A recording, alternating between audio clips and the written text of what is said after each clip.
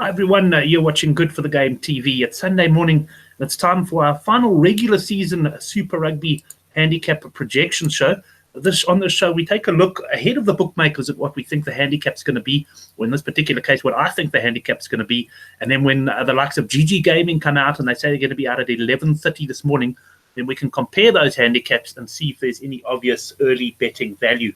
Before you do anything else, if you are new to our videos, if you enjoy betting, if you enjoy rugby in particular, then go down below our video, hit the subscribe button so you don't miss out on any of our videos.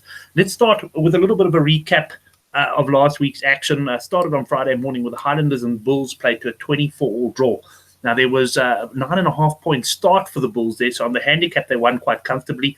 I think this was one for the bookmakers. Most of the punters did fancy the Highlanders. In our preview, we had a unit on the Highlanders 1-12, so that narrowly missed out. The Reds against the Blues. Well, I had a little bit of a nibble on the Reds at 14-10 to win outright. I was following the scores on this one. It didn't look good for long periods, but they managed to come back and win the game at the death against the Blues side. Well, they always find a way to disappoint. The Crusaders against the Rebels. Well, if anyone thought the Crusaders were a little bit slack over the last few weeks, they bounced back with a vengeance to absolutely destroy the Rebels. One of our better bets for the weekend was the Crusaders minus 9.5 on the halftime handicap. That arrived with some ease, but nowhere near as easily as the full-time handicap of a minus 20.5 and thereabouts arrived. The Waratahs up against the Brumbies. Well, the Waratahs, they played all their Wallabies, which surprised a lot of people because they were under pressure to rest them. But they were no match for the Brumbies, who we labelled at 11-10 to win the game. The Brumbies raced into an early lead. And even though the final winning margin was only 11 points, it was a comfortable win for the visitors, who extended their unbeaten run or their winning run in Sydney to 4 matches. They also wrapped up, of course, the Australian Conference. The Lions against the Hurricanes. The Lions were a big disappointment. This was a late change for me on Super Brew. Even before I saw Bowden Barrett was out, I just thought the Lions would really be up for this game. And I went for them. They were plus 2.5 points. I went for them on Super Brew, and they were a massive disappointment. The good news, though, our best bet in our newsletter, over 51.5 points in this game with a bet exchange, that gets sent out on Friday morning. That arrived, and if you don't want to miss out on our Friday newsletter, it is a free service. I will put a link that you can click on below this video, and then you can subscribe to it. We just send out a weekly mail summing up some of our best bets and any other interesting things on the Good for the Game website. Stormers against the Sunwolves. Well, Stormers are 22.5-point favourites here, but there was general impression amongst punters that they may struggle to put the Sunwolves side away, given that they were missing so many players.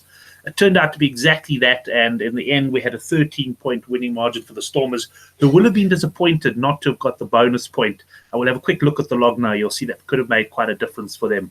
The Huggiaris against the Sharks. The Huggiaris were a popular pick at minus 7.5. We managed to get minus 5.5 at Betway for our preview, and it rounded off a great week for us as far as the previews went. It doesn't happen every week, I can tell you, but don't miss the Good for the Game betting previews. The Huggiaris, well, from start to finish, they were too strong for the Sharks. They led 12-0 at the break, and, well, it should have been much more at that stage, and in the end, they ran away with a comfortable victory. Let's then go across now to this week's fixtures. Now, I haven't seen any bookmaker prices yet. GG Gaming are busy pricing up and will be out in the next hour, hour and a half, so keep an eye on their website there. We've got the Highlanders against the Waratahs first up. Maybe let me quickly pop over to the log. The top 4 teams are basically secure now. All of those 4 will have home semi-finals. The only thing that could change is the Brumbies could overtake the Huggiaris, but that would require the Huggiaris to lose at home to the Sunwolves. We don't see that happening. So very confident the Huggiaris will secure second spot. The Brumbies will be third, and then the Hurricanes in 4th. So they will all host quarterfinals. From 5th place right the way up to 12th place, the Waratahs, there are mathematical chances for teams to come in. And in fact, when you start looking at those chances, and Dave, our Australian bookmaker, has a Super Rugby futures thread on the Good for the Game forum, which he's commenting on. But when you really start looking at it, you realize there's so many permutations. For example, you'd assume that one of the Bulls or Lions will win their match, so they'll secure 5th place. But what, for example, if that match was to be drawn and the Stormers were to pick up a 5-pointer at home to the Sharks? So in theory, even the Stormers can finish 5th. So I'm not going to go into the details of that. Suffice to say that any team from 12th place really up until probably, well, obviously the Bulls in 5th, I think they're sort of safe to go through, but there's plenty that can happen. Let's get into the matches themselves, though. I'm opening the Good for the Game forum thread here. Highlanders up against the Waratahs. The Highlanders were disappointing last week. The Bulls certainly dominated them and probably should have won the game. I'm going with a big handicap here, minus 14.5 points. Why is that? Well, as far as I understand things, and I could be wrong here, I think the Waratahs are going to have to rest their Wallabies this weekend, and that's going to mean they're under strength. They're really not playing great stuff, and I think the Highlanders should start strong favourites here.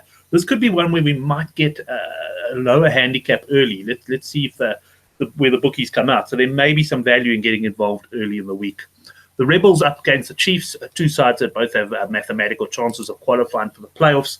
I've gone Rebels plus 7.5 points here. I'm not sure if it's actually going to be enough. They haven't been playing well. The Chiefs are coming off a bye, and they have ended the season quite strongly. The Hagiohares against the Sunwolves.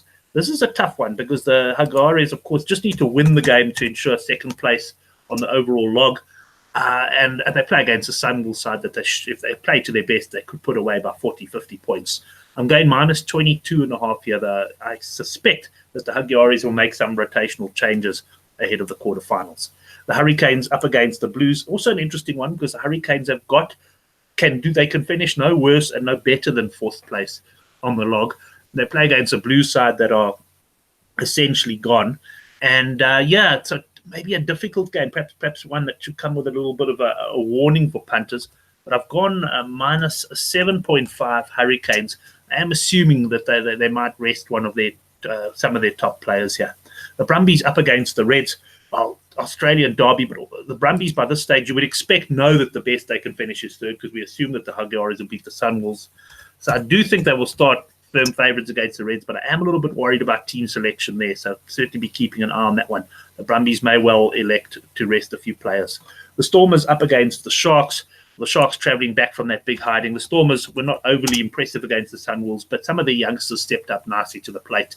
I'm not too sure on the injury situation how many players they'll be getting back, but I do think the Stormers will start favourites here, and I've gone minus 5.5 points.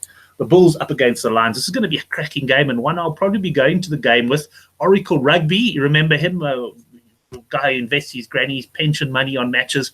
Well, unfortunately, old Granny's fallen on tough times. He hasn't been punting that much lately, but we will be going to the game quite possibly together, and it should be a cracking match. I think the Bulls will be firm favourites here at minus 7.5 points, but plenty to play for both of these sides. The Bulls did beat the Lions fairly comfortably when they played them early in the season. So that then is the Good for the Game forum thread. I'm also going to put a link to the weekly forum thread down below this video as well, so you can stay close to that. It is very popular. Punters do share information, things like team news and betting moves there, and of course they share their tips as well. Thanks very much for watching our final regular season handicap projection video. We will of course be back next week with our quarterfinal handicaps, and plenty of videos coming up this week. Sunday night we're going to have the preview of the Proteas v the West Indies. Looking forward to seeing if the West Indies are still underdogs for that game, something which surprised me when I looked at the early betting. We'll also have the US Open golf preview. That will probably be on Tuesday night. And, of course, our regular rugby shows, Use It or Lose It, Monday night at 9. The Handicap Rugby Chat That Matters, Thursday night at 9. And don't forget, GG Gaming Gone Mad. That's Thursday night at 8:30. Thanks, everyone, for watching. Remember to subscribe if you haven't done so. And, we'll see you over the coming days with some more videos.